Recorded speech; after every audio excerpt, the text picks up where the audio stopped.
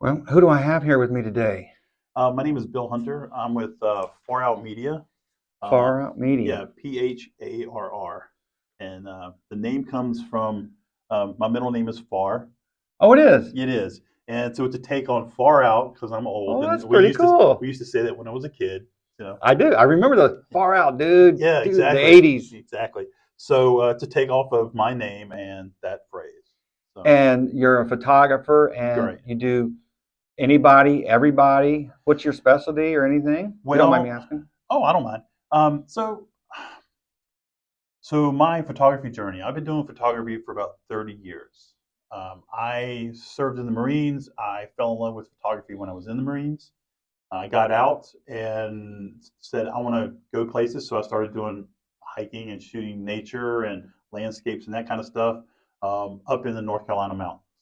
Okay, So that's beautiful, man. I've it been there. is. I've It been is. there. So a lot of waterfalls, a lot of fall foliage. So I would go up for like a week. This was back in the film days before digital Are you cameras. from North Carolina? Yes. You're originally from I'm North Carolina? originally from North Carolina, from a small town called Baker. Well, I don't even know if it's a town. It's called Bakers. It's a crossroads.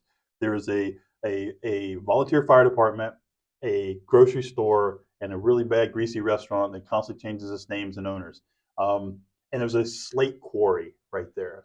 Oh, wow. So that was I grew up there. So now it's actually inside the city limits of Monroe, North Carolina. Okay, fantastic. So back then, Monroe was the city limits was 25, 30 miles away. Wow, so they've annexed. Oh yeah, Oh, it's they wow. want the tax dollars. Oh, yeah. Oh, yeah. Yeah. So I'm sorry. Go ahead. So so I did photography. I got out of the Marines and I started doing it as a hobby, doing landscape and that kind of stuff. And then I got interested in shooting people. So I started to dabble in finding people and people that wanted to model that kind of stuff. Shot a couple of people. I started getting involved with other photographer organizations, and one of a gentleman that I was a photographer friend. Um, he introduced me to a modeling agency in Charlotte. So I started shooting models for them. And that's the reason to get into the biz. Well, It's yes, beautiful. yes, but well, it's got this mystique to it, but it's not. I mean, to me, it's not. So back in the day, you had a 36 exposure roll of film, right? So I would get a model. I would have a makeup artist, and then a model would come. The makeup artist would have them for 30 minutes. Then I would get them for an hour. I would shoot 12 images in a outfit, then 12 images in another outfit, and then 12 images in another outfit. The 36 roll of film, and then they're done. Well, I would go on a Saturday. We would set up somewhere, like a park or something that had a lot of different places that I could put them the way they look like they're different areas and stuff like that, right? So I would do that, and I would shoot 6 or 8 models a day. So the makeup artist would get them. So they would show up like, at like 8:30. Makeup artist has them till 9. I have them from 9 to 10, right, to shoot them. And then the next model had already come 30 minutes earlier. So it's basically I shoot from one model 8 to 9, 9 to 10, 10 to 11, A full 11 to 12. day. Right. Now, everybody thinks these models are these teenage girls that are like they drop dead gorgeous. Okay, I would say maybe 20% of the models that I shot were like that. Most of the models that I shot were kids to preteen, so 8 to like say 13, 14, Sure. guys and girls. And then the other group that I would shoot a lot of are the say 28 to 45 group. And these are people that have already done professional modeling at some Oh, point. okay. And so we're also talking about, early 90s, late 80s type of thing. So they're shooting for like the Sears catalog and the advertisements that you get for clothing and stuff at like Macy's and Roses and all the other. The girl magazines and all Well, those. not necessarily. No, we're talking about like editorial stuff. Oh, okay. So for example, you get an advertisement for Beals, right? And in there, you look at the sweaters and jackets and pants and stuff, and sometimes you don't even see their face. You see like an arm, you see like gloves, stuff like Okay. that. Yeah. So that's the people that are the kind of models that I would shoot.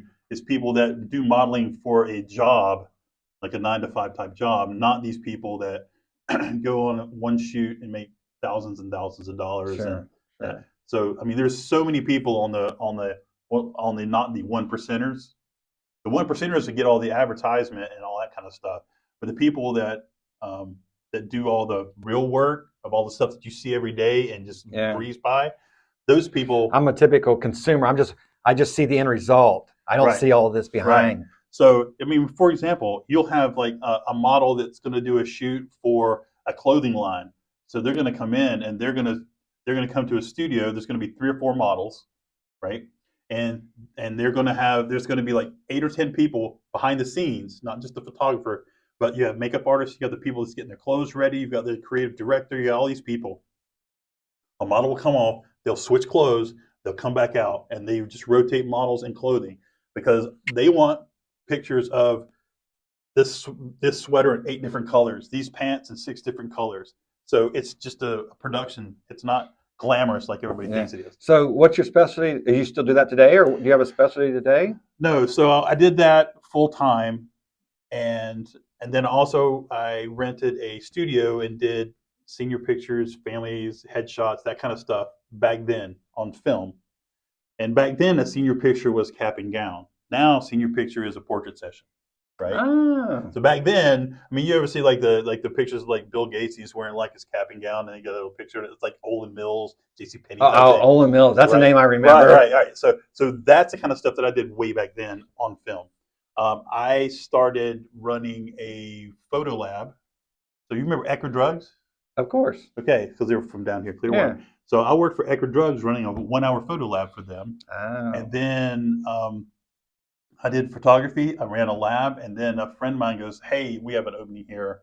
So I said, "Okay." So I jumped off from that. I went to a full-service lab. So I was doing enlargements and custom editing in a darkroom. So I did that, and then and photography at the same time. So that was my whole deal. Then when the .com thing started coming in, it was like, can you use a keyboard and a mouse? Do you know what Windows is, right? So I got into IT. So I did photography as a hobby instead of a full-time job. I did IT for 24 years. And then in the beginning of 21, I wanted to get back into photography. Older in life, my retirement was going to be, I'm going to get back in photography and do that full-time. And that's my retirement until I'm done on the earth, right? So that's what I was going to do. And then you got all the COVID and all that kind of stuff, kind of just flip the table for everybody, right? So I got outsourced for IT. So my part-time photography went to full-time photography. So then I went, all right, I'll jump in. So that's what I've been doing since January 21. It's been doing photography. COVID changed everything, man. Yeah. So I started out doing real estate. And I did a lot of real estate when I lived in. When you say real estate, you're taking real estate pictures, or you're actually an agent? No. I'm shooting images for realtors to sell houses. Okay. So this was in Georgia. I live just north of Atlanta. I've been in Lakeland for about a year and a half. Moved down here. So then I did real estate and I did portraits and stuff like that because I wanted to get back to shooting people again. Then when I moved down here.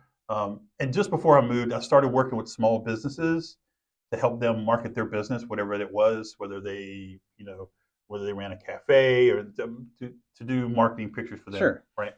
So when I moved down here, real estate, it's who you know in real estate, whether you're a realtor or broker or whatever, it's who you know. So you have to build up a network. Well, I'm new in town.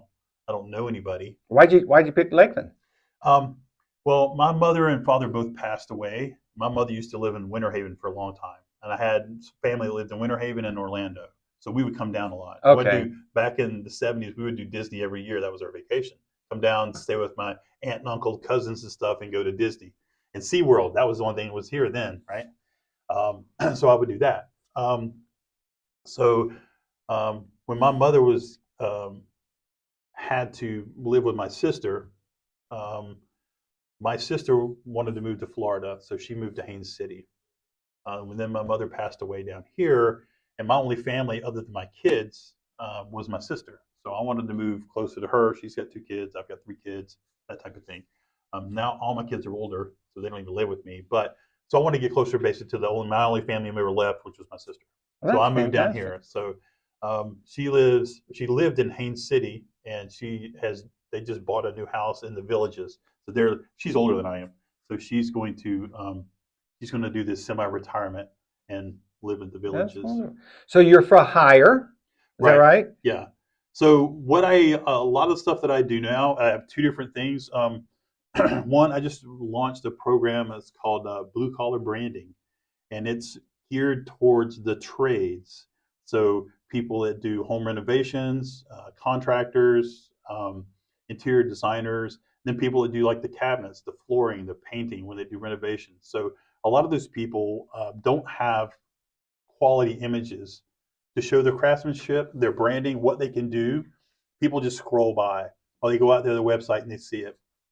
And a lot of them will use like stock images, which is fine to put images up. But if you right click on that image and do a Google search, you have 500,000 other websites using exactly the same picture, right? Yeah. And you're not putting your hard work, all your knowledge, your expertise, you're not putting it on display for people to see, right? So my goal with that program is to try to reach out to those people and give them some quality images so people can see what they do, and so they can build their business. That's fantastic. And it's Pharr Out Media. That's ARR. PHARROUTMADIA.com. Correct. They can reach me there, or Bill at same thing. And so I was talking to you earlier, and you're getting into equestrian. Right. So I shoot horses at horse shows. So there are a lot of different styles. There's the eventing where you have hunter, jumper, and dressage. You have ranch where you have like reining and that kind of stuff, and and um, and rodeo style where you do barrels and that kind of thing with horses, and then you add in bronc and bull riding and calf roping and that kind of stuff. So it's not necessarily just we'll say the upper class type horse events. I like to get all of them. It's fun and interesting to me to be able to shoot people and animals working together to do something. That's nice. Yes. So to capture something like that for somebody, for them to put it on their wall, not necessarily just to put it on their social media for it to just go to the internet and go away, but for them to print a canvas and put it on the wall of them in that moment, doing that, it speaks to some people.